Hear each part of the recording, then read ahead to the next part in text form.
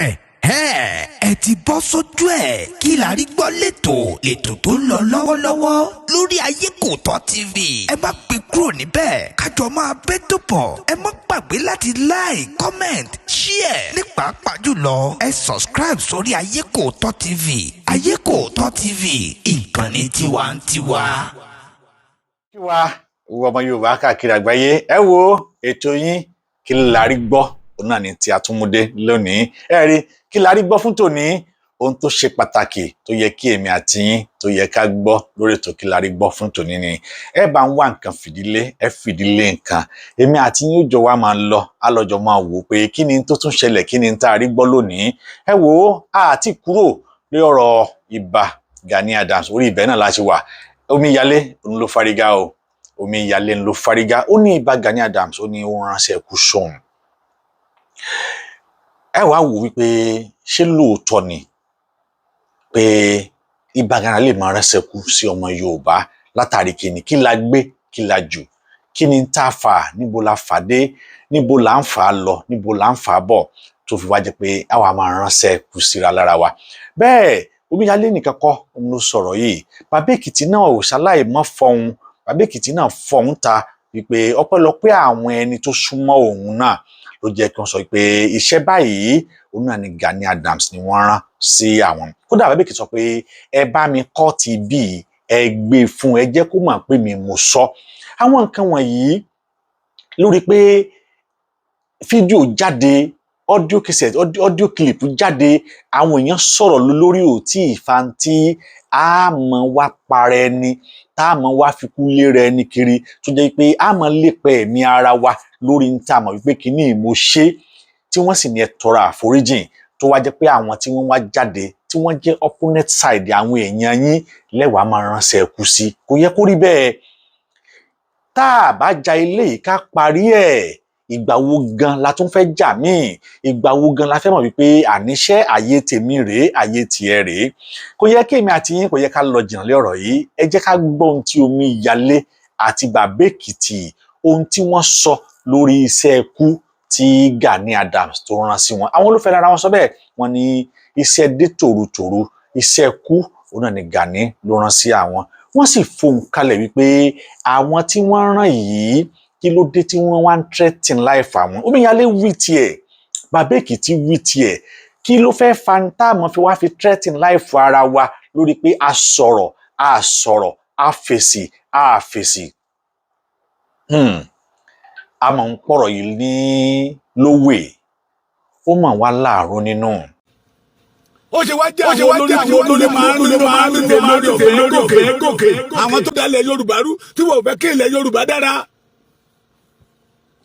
Ajáde síta, òun ni olórí ológun ilẹ̀ Yorùbá. Ògúndé ó dà ń fàdí sẹ́yìn àti wèrè olóṣù ẹ̀ tó wà lọ́dọ̀ tó pẹ̀rẹ̀ ní ọmọ Ọbàtálá. Ẹ níjọ kúre.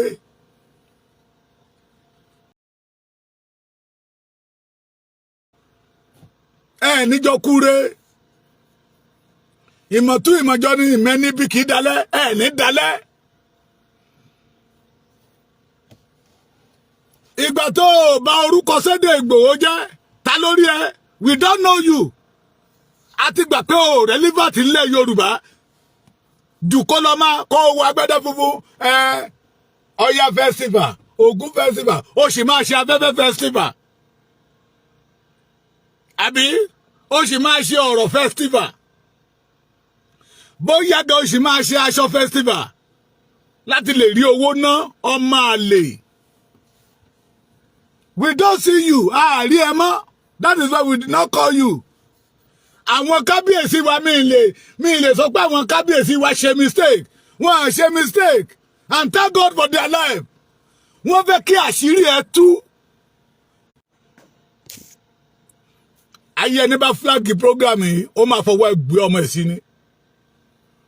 Ẹ bá flag program yìí. Àwọn ọba wa, thank God for their life. Program yẹn tó ṣe yẹ ó expose Gani Adams pé eléyìí ò ní kankan ṣe. À ń sọ̀rọ̀ pé wọ́n pa ìran Yorùbá, à ń sọ̀rọ̀ pé wọ́n pa ọba ilẹ̀ Yorùbá. Ìtàn ló kọ́lẹ̀. Ó kọ́kọ́ ní kábíyèsí praise mi bó ṣe yẹ kẹ́ praise mi ọmọ àlè kí ló ṣe fún ilẹ̀ Yorùbá àwa ṣẹ̀ṣẹ̀ bẹ̀rẹ̀ sí bú ẹ kí ayé àwọn ọmọ tó tẹ̀lé ẹlẹ́yìn lè bàjẹ́ will provoke you àwọn bàbá wa tó ti ní ká bàjá ẹ̀wà ní àwọn wa ní ká bàjá ẹ̀wà wa máa lé ikú sí àwa òjò pa bàtà pẹ́ jẹ́wọ́jẹ́wọ́ etí ẹ̀ a ní orílẹ̀-èdè Yorùbá máa dúró Gani níjọ́ tó bá ti ànánsì pé Yorùbá nation bó jẹ́ òkú ló máa bọ́ sí bó jẹ́ ọ̀sà ní ìjọ yẹn lágbádá tán ìjọ yẹn ló dé ní yẹ̀yẹ́ ìjọ yẹn làwa máa lé kó lọ́mọlébi tó wà yẹ pé you did not belong to the Yorùbás àjòjì ni ẹ tó bá tẹ̀ máa gbé ilẹ̀ Yorùbá wọn náà àá máa tìtẹ̀ bí àlejò mò ń pè ẹ̀yin Ọ̀yọ́ Mèsì kí Aláàfin Ọ̀yọ́ tó dé mò ń pè ẹ̀yin Ọ̀yọ́ Mèsì ẹ wá kankan ṣe sọ̀rọ̀ Gani ẹ̀rọ lóye we don't want Gani again in Yorùbá land ṣé ẹni tó ń ránṣẹ́ ikú sí ọmọ Yorùbá tí ò lè ránṣẹ́ ikú sí àwọn Fúlàní tó pa ọmọ Yorùbá he claim he is from Ondo State ọmọ Ondo State ní àwọn Fúlàní ti pa ọmọ Yorùbá làwọn Fúlàní ti pa thank you for my brother tó pè mí tó sọ fún mi pé bàbá Èkìtì iṣẹ́ tán rán àwọn rèé o òun ò lè jẹ́ mo ní àná láàrin yín tí brọ́dà mi fẹ́ ẹ̀gbọ́n ẹ̀ tó bímọ fún wa mo ní àná láàrin yín mo ní àbúrò láàrin yín mo tún wá ní fámìlì gẹ́gẹ́gẹ́gẹ́gẹ́ láàrin yín mo ní ọ̀rẹ́ láàrin yín that is why mo fi ń rọ̀ bọ́ọ̀sì pẹ̀lú yín.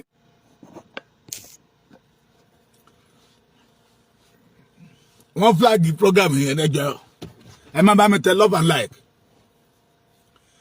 mo bẹ̀ ẹ̀yin tẹ́ bá ní YouTube ẹ gbé program ẹ jẹ́ lọ kó dọ̀dọ̀ Gani pé bàbá Èkìtì pé mo sọ wípé ọmọ àlè ni àwọn tó rán níṣẹ́ yẹn kò yẹ kó rán èèyàn ṣe ló yẹ kó wá bá èmi fara kó wá sí Èkìtì tí Gani bá wọ Èkìtì lẹ́ni tó bá fara rẹ lọ kó call me bastard tí Gani tó bá bí ẹ̀dá wá sí Èkìtì I will told you that I'm Èkìtì man Èkìtì tó dé òní ojú wa ti là ọba mẹ́ta at a time tẹ́lẹ̀ bàbá pèmí ẹni bàbá Èkìtì pẹ̀lú gbogbo ìwé tẹ̀ka disgrace ló jẹ́ fún yín o kiri kan bàbá Akíntóyè pè mí bàbá yẹn dẹ́ bùsẹ̀kú bàbá àgbàlagbà pé òun gbọ́ pé wọ́n pọ̀ ọba mẹ́ta lẹ́kìtì ó ní wọ́n ṣó fídíò bàbá lóhun ò lè wò ó wá ní kára ọmọ kan ọmọ Èkìtì àwọn òfò àwọn ọba títí wá ṣeré yẹyẹ you don't know the meaning Èkìtì parapọ̀ gbogbo ẹ̀yin tẹ́ ẹ wà nínú OPC Gani tẹ́ ẹ bá lọ withdraw tẹ́jọ́ ọmọ Èkìtì ọmọ àlè nìyí o gbogbo ẹ̀yin tẹ́ ẹ wà nínú OPC Gani tẹ́ ẹ bá lọ withdraw ká lọ ká ẹgbẹ́ yìí jọ ká kúrò lẹ́yìn wèrè torí mo mọ̀ pé ìran ẹ̀yin ò ṣe ọmọ ìran kíran ojúlówó ọmọ ọkọ Yorùbá nìyí ìran Èkìtì yìí dalẹ̀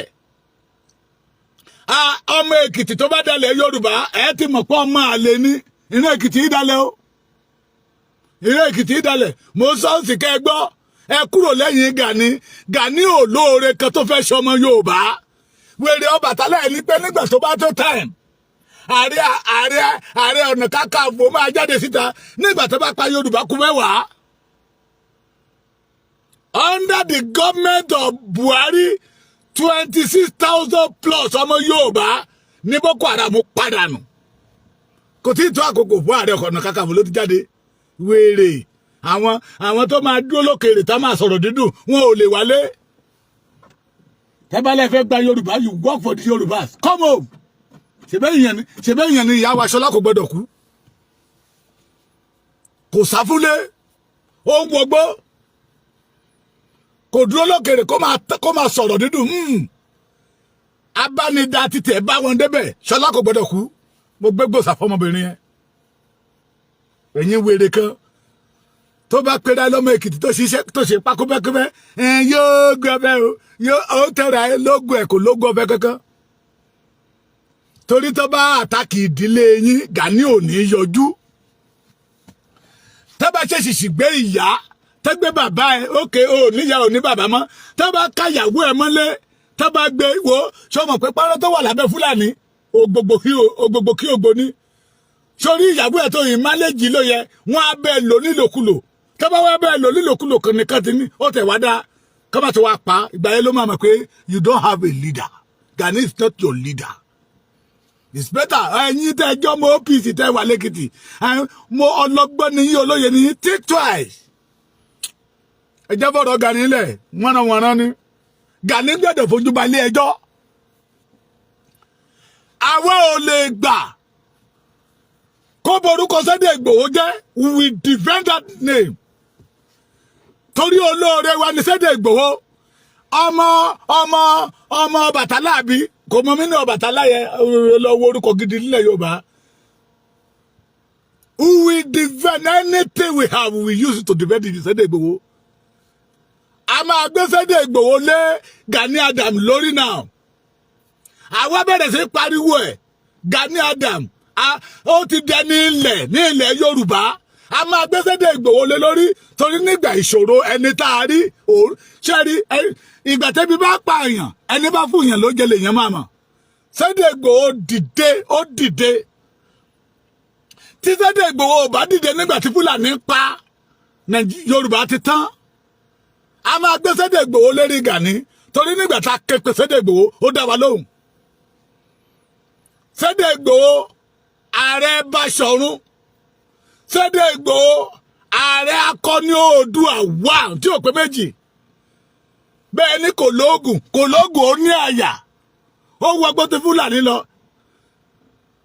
Bẹ́ẹ̀ ni kò lóògùn kò ní òògùn he have a record ẹni kí Gani wá mú rẹ́kọ̀dù títẹ̀ jáde síta tọmọ Yorùbá lè fi ṣe gbòsàgbòsà. The Yorùbá that we are at home ṣé ẹ̀dáfọ́ tó wà l'Amẹ́ríkà ọmọ ọkọ ni wọ́n o. Àwọn tó wà ní London tó wà ní Canada tó wà káàkiri tó wà lẹ́yìn odi ọmọ ọkọ ni wọ́n ti là wá lójú. Wọ́n là wá lójú. Wọ́n jẹ́ ká mọ̀ wípé Gani is nothing. Àwa ni ká dìde. Let us stand up again. Tinubu ò lè pa wá. Òun náà ti mọ̀. Tinubu ti rí pé àwọn ọmọ tó pariwo látijọ́ pé bàbá dógó díẹ̀ wọ́n jájọba Yorùbá ojú Tinubu náà ti là. Ohun tó mú ìyàwó ẹ̀ sọ wípé I did not afraid of death.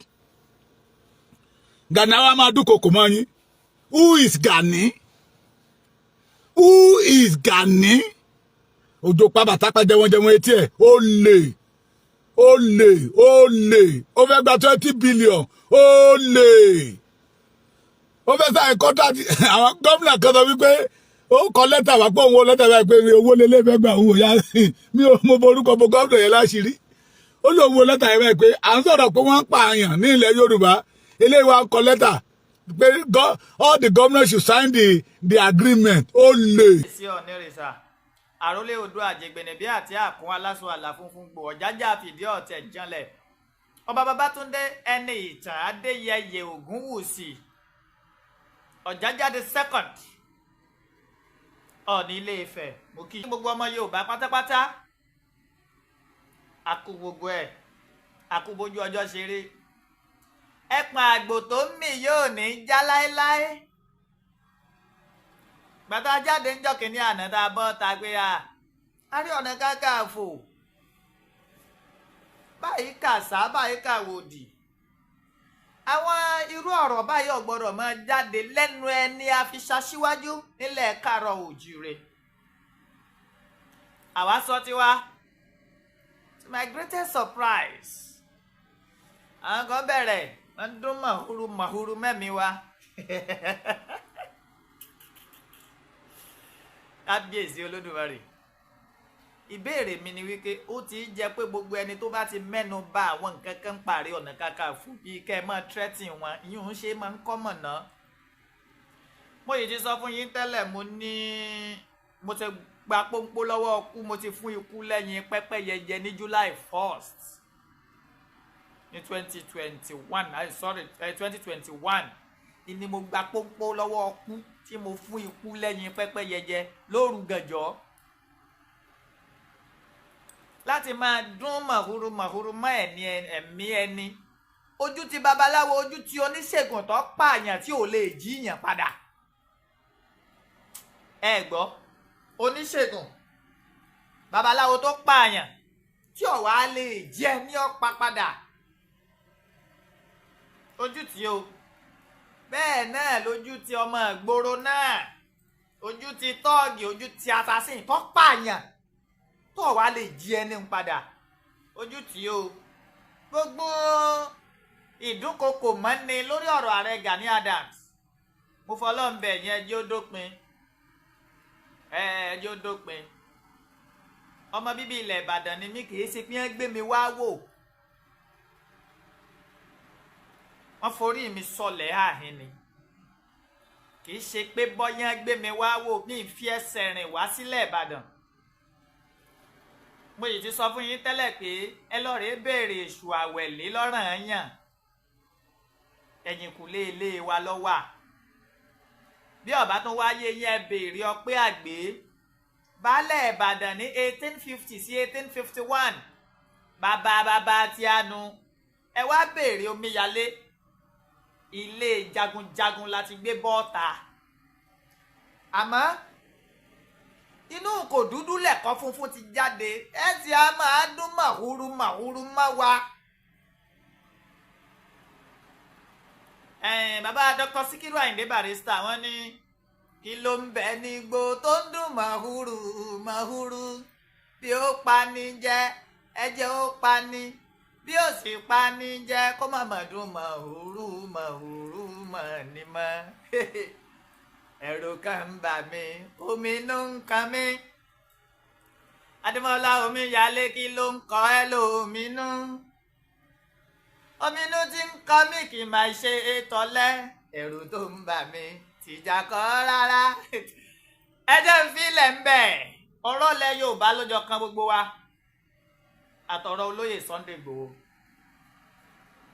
Àwọn àgbààgbà wọ́n pè mí wípé ọ̀rọ̀ ibà ọ̀rọ̀ ààrẹ Gani Adams àwọn ò fẹ́ kó sọ lórí ẹ̀ mọ́. Mo sì ní mo gbọ́, torí àwọn tó bá mi sọ̀rọ̀ èéṣẹ́ ni mo lè kọ̀rọ̀ sí lẹ́nu,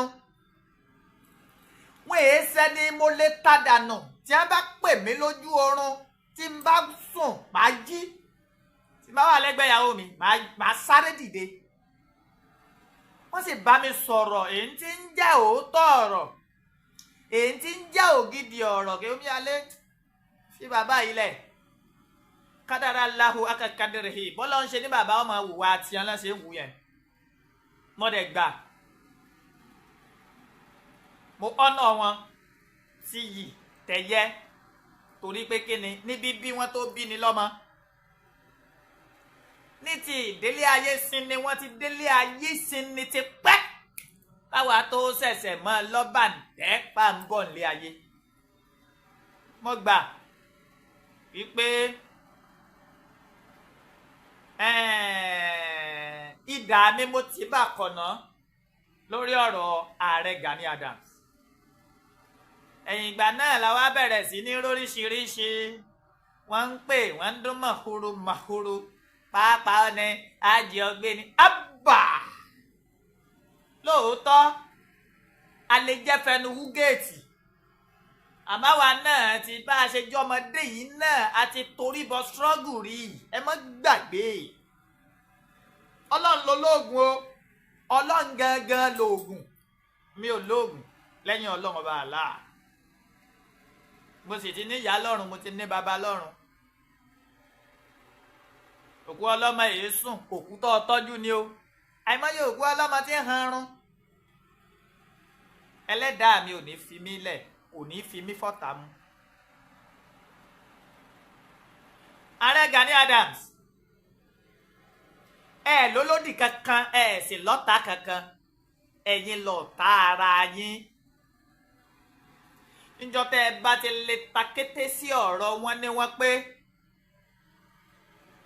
gbogbo nǹkan bẹ̀rẹ̀ sí ní júnàjú.